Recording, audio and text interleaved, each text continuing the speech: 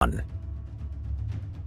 Auschwitz fortress was constructed in the 19th century by the Russian Empire in what is now northeastern Poland to defend its borders against Germany.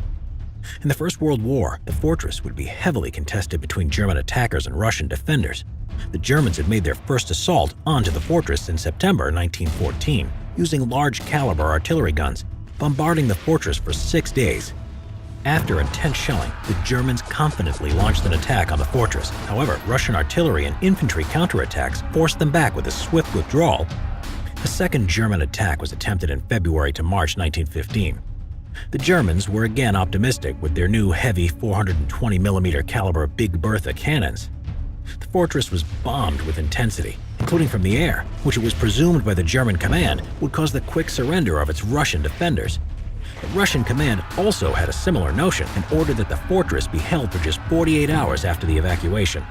Remarkably, even with massive damage to the fortress and high Russian casualties, it would be held for months, and the Russian artillery bombardment forced the German guns to again pull back.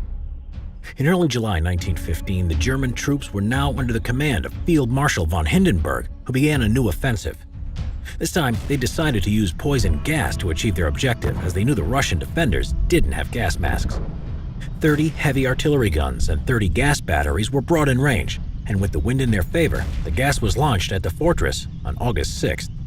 Along with the artillery bombardment, a dark green smog of chlorine and bromine moved towards the Russian positions. The grass turned black, and the tree leaves turned yellow. The Russian guns and shells made from copper were caked in a layer of green chlorine oxide. The Russian 9th, 10th, 11th, and 12th companies were all but annihilated in the gas coverage. Once the gas had cleared, 14 German battalions numbering around 7,000 Landwehr troops moved in to capture the burnt trenches. But as they approached the positions, a shocking sight took them by surprise as the remaining soldiers of the Russian 8th and 13th companies, who had come into contact with the poison gas, counterattacked with all they had left.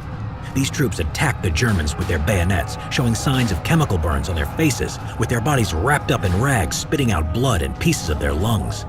The sight was so terrifying to the approaching German troops that they went into a panic, retreating back to their own positions and trampling over each other while falling onto their own barbed wire.